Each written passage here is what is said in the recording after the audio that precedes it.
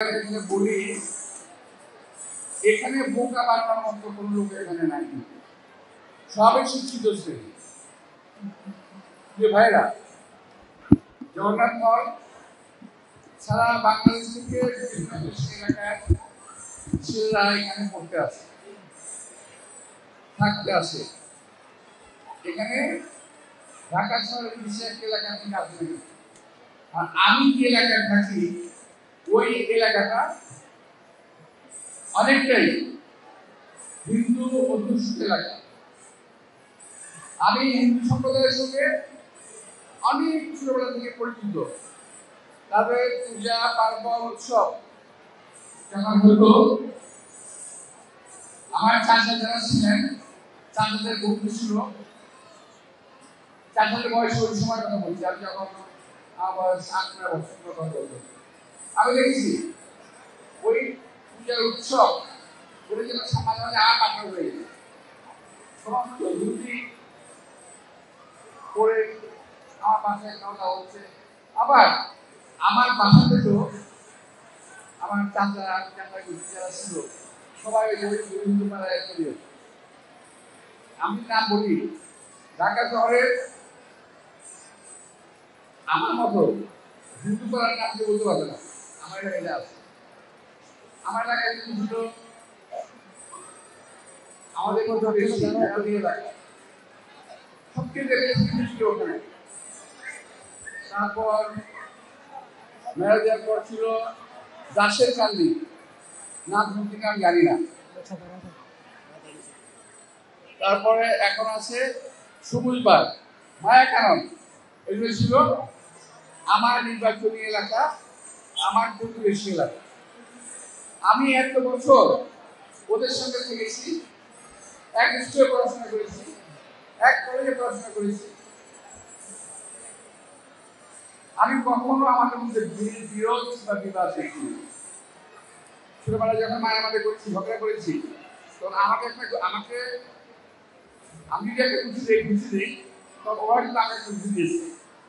এটা নিয়ে হিন্দু মুসলমান তো বিরোধ হয় না, কখনই হয় না। নিশ্চিন্তে বলতে পারি, নিশ্চিন্তায় বলতে পারি, নির্ভয়ে বলতে পারি, প্রমাণ সহ বলতে পারি, এই বাংলাদেশে বিশ্বের ঢাকা শহরে আমি যাদের কথা বললাম, যে সমস্ত হিন্দু ভাইদের সঙ্গে আমি বড় হয়েছি, তারা আজকে অনেকেই বাংলাদেশে নাই। অনেকে মারা গেছেন, অনেকে ভারত চলে গেছে। তো আমার দুজন বন্ধুকে আমি অনেক অনুরোধ করেছিলাম, সবাই চলে গেল, করে যাস না, তোর থাক, আমার সঙ্গে অসুবিধা দেখি না রে, চলে যাবে, থাকা যাবে না। আমরা বিশ্বাস করেন কেন? ওই ওরা আমাকে চলে যেতে বলছে, এবং যাওয়ার সময় বাড়িটা তাদের নামে কিনতে বলছে। ওরা কারা? এরা সব ছিল আওয়ামী লীগ। আপনারা বিশ্বাস করতে পারেন, তা করতে পারেন। যদি প্রমাণ চান আমার এলাকায় আসেন, আমি প্রমাণ করে দেবো যে হিন্দু ভাই যারা চলে গেছে সেই তাদের বাড়ি ঘরগুলো কারা দখল করেছে। কোনো বিএনপির লোক দখল করে না। এখানে ছাত্র হয়ে আছেন, আমি বলবো যে আপনারা টিম করে আমার এলাকাতে মায়া কারণ যান, তারপর ম্যারেজে যান, কালীবাড়িতে যান, দেখবেন তারা নিয়েছে, তারা বলবে। আরেকটা কথা বলি, আমরা বলতে পারেন ইলেকশন আসছে হয়তো সবাই এরকম কথা বলবে না, আমি বাস্তবতা বলছি। 91 সাল রাত্রি 1টা বাজে আমি শোয়ার প্রস্তুতি নিচ্ছি, হঠাৎ করে ওই সময় আমি মন্ত্রী, হঠাৎ করে লাল টেলিফোন দিকে উঠল।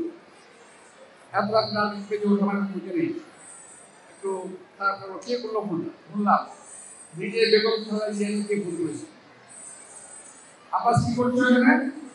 ম্যাডাম শোয়ার প্রস্তুতি নিচ্ছি।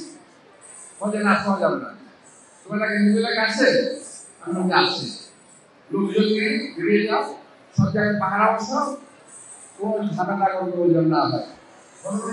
আমি কিছু জানি না। তখন অযোধ্যায় বাবরি মসজিদ ভাঙছে, একটু মনে করে রাখেন, অযোধ্যায় যখন বাবরি মসজিদ ভাঙছে, দেশের 80টা করে করেছেন, সেখানে হিন্দু মন্দির আক্রমণ হতে পারে। সেটাকে করবো হবে। আমি রাত্রেবেলা থেকে গাড়ি নিয়ে লোকজন নিয়ে গেলাম কোথায়, কালী মন্দির, রাজারবাগ কালী মন্দির, সবচেয়ে বড় মন্দির, সবচেয়ে বড় পূজা হবে। এবং আমার মনে হয় ঢাকার সবচেয়ে ধনী মন্দির হলে কালী মন্দির, সবচেয়ে ধনী। তো এই কালী মন্দির বাধা দিলাম, আসলাম। পরবর্তীতে ওই কালী মন্দির কিন্তু কিছু অসুর আর কিছু শয়তান এরা আবার গ্রহণ দখল নিল। দখল নিয়ে এটা অনেক টাকা পয়সা লুটপাট করলো। আমি আবার বেশি করলাম, উদ্ধার করে জানটা তার কাছে ছিলাম। যাই হোক, আজকে দেশের আমরা বলতে পারি বাংলাদেশের স্বাধীনতা সার্বভৌমত্ব, এই দেশের হিন্দু মুসলমান বৌদ্ধ খ্রিস্টান সকলের নিরাপত্তা একমাত্র বিএনপির হাতে নিরাপদ, অন্য কোনো দলের হাতে নিরাপদ নয়। এটা আপনার প্রমাণ পেয়েছেন, আরো পাবেন। আমরা বাংলাদেশের দক্ষিণাংশে হায়নার খাবার দেখতে পাচ্ছি। বাংলাদেশের একটা বিশিষ্ট অঞ্চলে হায়নার খাবার দেখতে পাচ্ছি। এই সরকার কিছু বলছে না, মায়ের প্রশ্রয় নিয়ে আসছিল। এই দেশের স্বাধীনতা সার্বভৌমত্ব আজকে হুমকির মুখে, কেউ কিছু বলছে না, সবাই ভোটের কথা বলছে। আমি মির্জা আব্বাস আজকে এখানে মুখ খুলে বলে গেলাম, এই দেশকে আমরা স্বাধীন করেছি, ইনশাআল্লাহ স্বাধীন রাখবো। হিন্দু মুসলমান বৌদ্ধ খ্রিস্টান সকলের সংস্কৃতি আমরা বজায় রাখবো। এই দেশে কখনো আমরা অবনতি দেব না। সুতরাং সব ভাই সবাই অনুরোধ জানাবো, আসুন